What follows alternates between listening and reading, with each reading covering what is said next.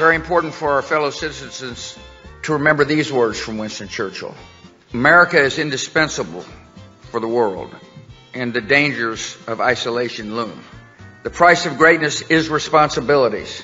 One cannot rise to be, in many ways, the leading community in the civilized world without being involved in its problems, without being convulsed by its agonies, and inspired by its causes. If this had been proved in the past as it had been, it will become indisputable in the future. People of the United States cannot escape world responsibility.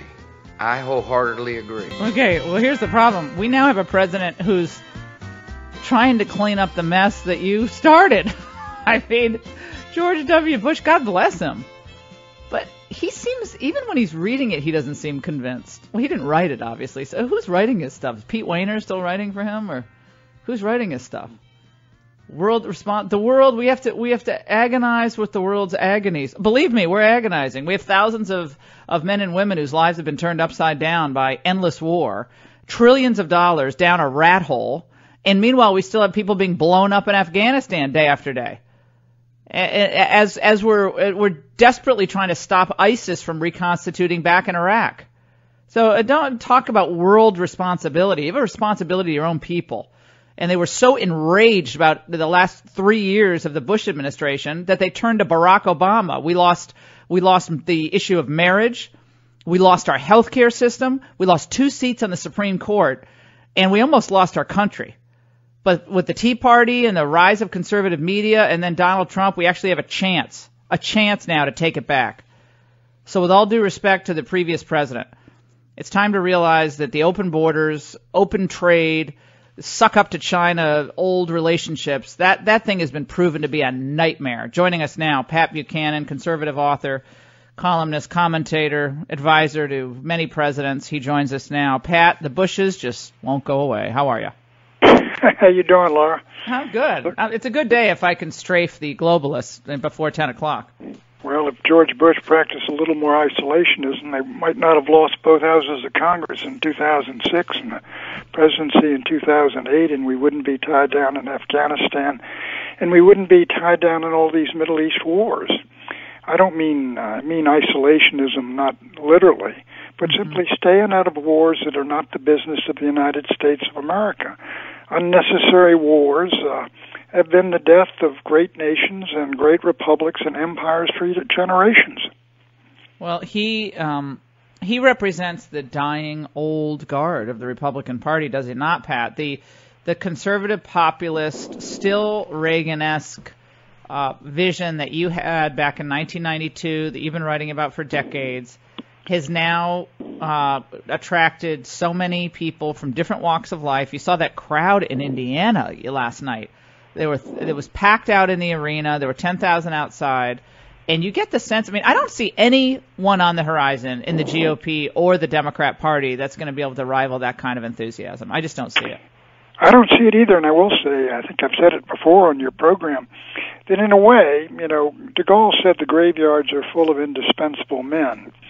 But Donald Trump is really the only major figure, I think, who can or did win a presidency, who genuinely sees the border issue of border security and the invasion of the third world of the West, and also the denuding of American manufacturing and staying out of these wars or getting out of these wars.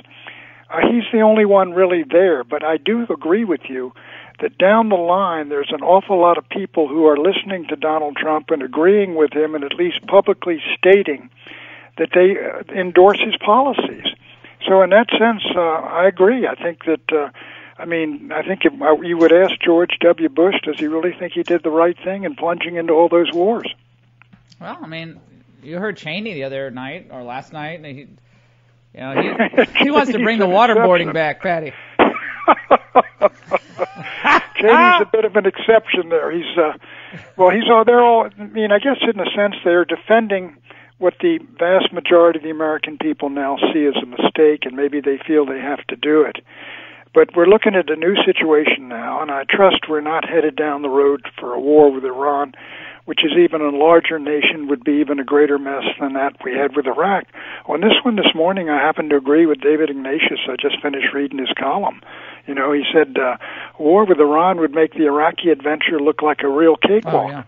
Oh, yeah, I agree. But I've got to say, the reason I don't think that's going to happen is that Trump was able to, this jujitsu move, get these other Middle Eastern countries who obviously they have the philosophical, religious differences, stark differences with Iran, but they also don't want this. So Saudi Arabia and is it Oman and UAE and these, they're completely, they're suddenly supporting Israel and in some of the, with what's happening with the Iran deal and so forth. And I'm kind of two minds on the Iran deal myself. But it clearly, he knows that what's happening isn't working. It's not working. They're still exporting all this terrorism, and it's destabilizing the whole region. It's not working. So he really is a disruptor in many ways. He said this last night, Pat, about the North Korea upcoming meeting. Let's listen. On June 12th, in Singapore, I'll be meeting with Kim Jong-un to pursue a future of peace and security for the world, for the whole world. And the relationship is good. But you remember everybody in the fake news where they were saying, he's going to get us into a nuclear war. He's going to get us into a nuclear war. And you know what gets you into nuclear wars? And you know what gets you into other wars? Weakness. Pat, I haven't heard crowds like, that's amazing. I'm trying to exaggerate this, but I haven't heard crowds like that. It's like peace through strength all over again with Reagan. It was, that was an amazing crowd. He really, Trump is really a populist leader in the sense these folks are really 100% with him. I listened to that speech too, and I was astonished. I will say this about his Korea policy. I think there's no doubt about it that the North Koreans have basically decided they're going for a peace offensive and they want economic aid. They don't want a war with the United States. They want to work with South Korea.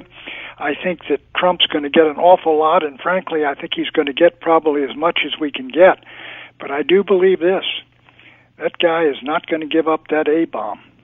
And frankly, in my view, if Trump they can get some kind of agreement and the South and the North get together in a peace treaty, pull our troops off the peninsula, get the American tripwire off there, move ourselves out to sea, and go along with the South Korean lead. Whatever they want to do with the North Koreans, I think we should endorse.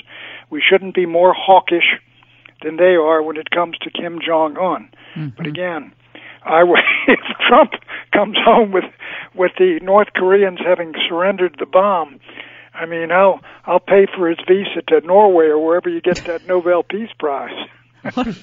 What is that Nobel Prize worth, though, after Obama gets it, after basically... It's pretty good on eBay, from what I understand. But Obama uses the bathroom at the White House, and he gets a Nobel Prize. When Obama got it right after the inauguration. Well, that was... Come on. That was...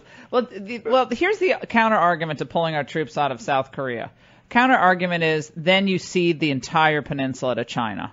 And is that a concern? I think that the militarily, you got to decide. Look, the South Koreans have 40 times the economy of the North and twice the population.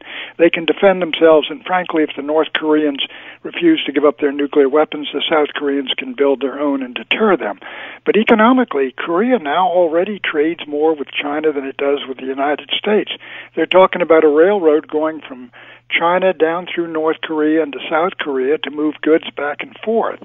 In my view, the United States is not going to send another army the way it did when I was a little kid of 350,000 men to South Korea to fight off the North, nor should we. So I think that, the world is changing. And I think if South Korea agrees to a deal with the North, even if we think the terms are pretty risky, I think we ought to say, look, it's your country and your call. We'll move offshore, and we'll get our troops out of here. Yeah, well, I think just getting back to the general question facing the country is, and it's a question that you and I have been talking about, Pat, in different ways since I've been at Dartmouth College, is what kind of a country do we want to live in? And do we want a country where we're just constantly importing cheap labor, and now you're hearing even Trump said this last night. He said he's clearly getting whispers from people about the tight labor market, and you could see this coming. You could see the Chamber of Commerce whispering sweet nothings about got to bring in more labor, where we still have like 10 million people who have just left the workforce because they couldn't get work. I mean, we have a lot of Americans still out of work, and we don't have a spike in wages. They're going up slowly, but these people just don't want wages to go up, it seems like. Well, I think that if you're talking about the big corporations, the transnationals, the corporate interests of these companies is in conflict with the national interest of the United States, in my view. The two interests have separated. And the interest of these corporations is quite clearly to bring cheap labor into the United States and to export their factories down to Mexico and abroad where they can produce cheaper and then bring the goods back into the United States free of charge, put them in Walmart, raise the profits, raise the returns to the investors and the salaries of the corporate chieftains. And that's the way it's worked. And they don't want it changed. But the effect of all that has been the really denuding of America of its manufacturing base.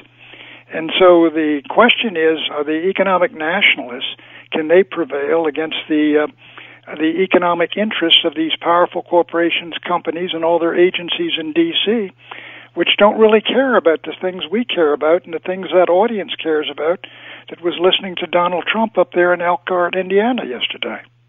No, and again, we have the nastiness. I want to play this for you. This is Steve Schmidt on MSNBC, who is one of the most bitter never-Trumpers out there. I mean, these people who cheered his demise and kept predicting he was going to lose have been trying to, I think, redeem themselves in their commentary since the election. But this is part of what he said. Let's listen. He has a complete incapacity for human empathy. You have 3 prisoners of the North Korean slave state, one who had been kept underground or in a cell absent any sunlight, who asked to step off the plane in Alaska so he can see the sun. And it's about Donald Trump. But it's not about Donald Trump. It's about those men. It's about their families. It's about all of us. And he just doesn't seem capable intellectually or emotionally of understanding any of that. Yeah, we want the soundbite about Mike Pence, James, not that one. But anyway, we got him. He's saying Donald Trump doesn't kind of intuitively understand situations. And I would say that he intuitively does understand situations. I mean, he'll make mistakes, maybe he tweets too much, but the instinct of Trump on politics, I haven't seen anything like this, frankly, since maybe Obama, who actually had good instincts for, at the moment, how to deal with certain issues at the moment. Well, that Trump does. I mean, I disagreed with him, but when he saw those little kids that he believed had been gassed by the Syrians, he reacted as a human being. It's a horrible, ugly thing, and we got to punish these guys. So I disagree that he doesn't have these feelings and sentiments. I do believe this. I mean, and look, I know that Trump said a lot of things about the North Korean dictator that were not true, but Laura, you should have seen some of the toasts I wrote to Mao Zedong when I was in China, the great monster of all time, when Richard Nixon was there. In certain ways, you got to deal with the world as it is. But I mean, I think the president has, what Kim is doing, though I do believe this, is he is, basically working the American psyche, saying, I want to do a deal, I'm ready to do this, I'm doing this, I'm going to put limits on the testing of missiles and bombs, we're not going to test any more bombs. I think in the idea is that once Trump gets there and said, now that I've all done all this, are you going to start lifting sanctions? I think that's what's going to come with Trump. But I do think the North Korean dictator, who's a clever guy, is moving, from our standpoint, in the right direction in terms of the fact he doesn't want a second Korean War. Well, and meanwhile, John Brennan yesterday said there's a 0.01% chance of any of this working. I don't agree with that. I think, again, I don't think you're going to get him to give up the bombs. You're getting American inspections of his military plants or bomb sites. I'll tell you, if Trump could get the deal with North Korea that that he just tore up with the Iranians, I would settle for it in a heartbeat. Yeah, and again, Trump, he wants all the inputs from everybody on a situation, and he doesn't surround himself with yes men, and then he makes a decision. I'd say you argue that George W. Bush surrounded himself with yes men on a lot of these foreign policy issues, and he just did whatever they said. Trump actually says, no, I don't want, give me more. I want more options here. And he gets impatient. People don't give him options.